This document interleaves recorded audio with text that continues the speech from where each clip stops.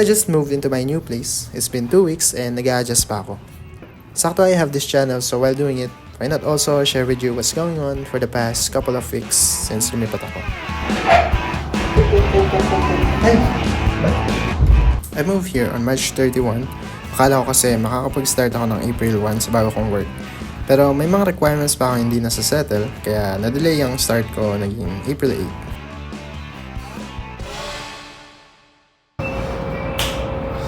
Okay, so welcome to my new home.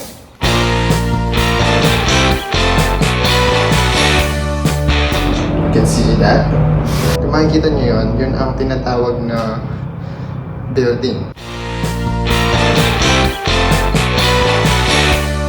Siguro niyan, ito, parang gusto kong ilagay dito. Kaso kasi, hindi ako kasi fan nung nasa harap ko yung bintana. So, maganda dito, mas gusto ko dito. Pero tignan na lang natin. So, ito na lang muna.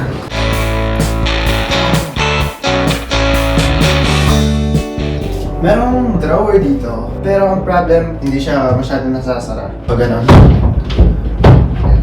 Gusto ko sanang i-repair siya kaso wala akong tools. Ang kailangan lang kasi dito, yung dito sa part niya masyado lang mababa. Kung i-repair siya, lalagyan lang siya ng, alam mo yan, screw lang dito. Pero wala kasi akong tools. So titiisin ko muna.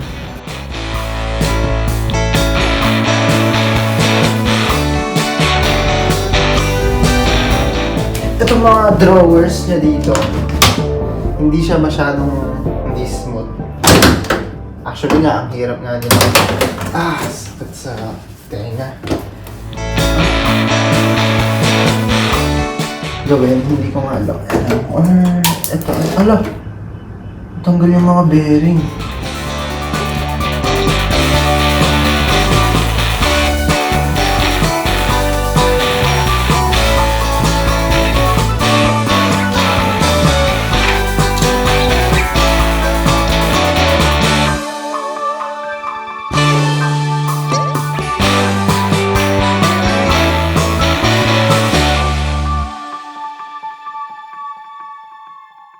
Yung pinaka-exciting na part sa pag-move in sa bagong bahay is yung pagbili ng mga gamit at pag-ayos nito. We're here at Market, isang jeep from my condo para bumili ng mga kung ano-ano. Agenda ngayon, bibili ng mga gamit. Saka to?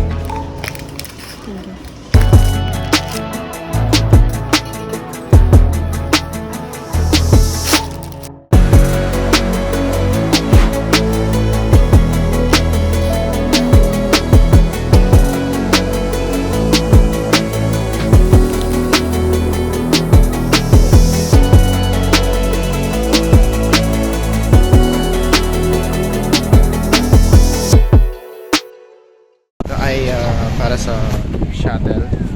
Dito kasi meron ding mga shuttle kasama yan sa amenities, which is napaka-gandang offer yan.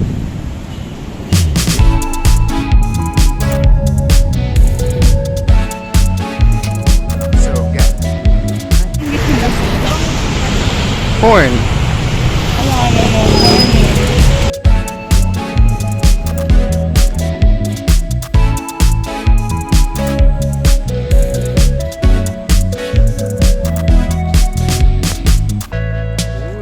I started the week by exploring the city.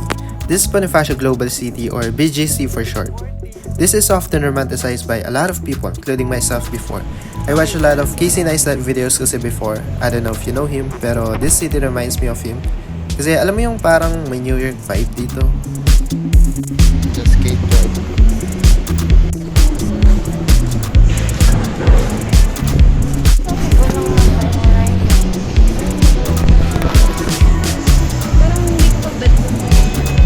Bakit?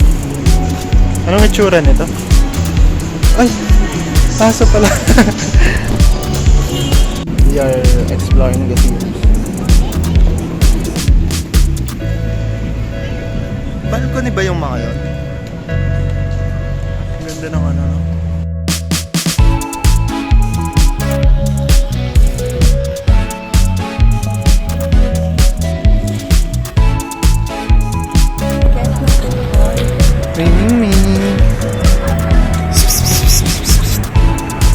Aba?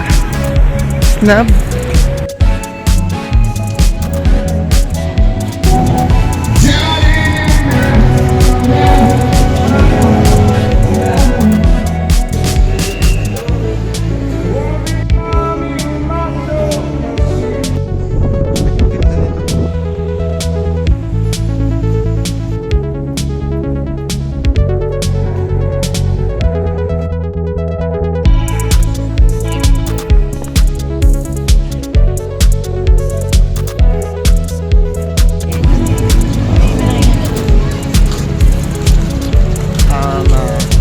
I have nothing to say.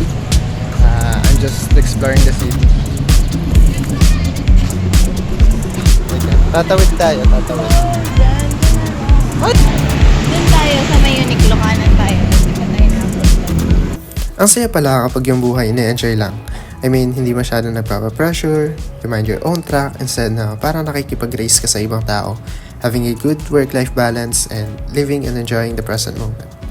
Madami pa akong ikukwento sa inyo, but for now, hanggang dito na muna.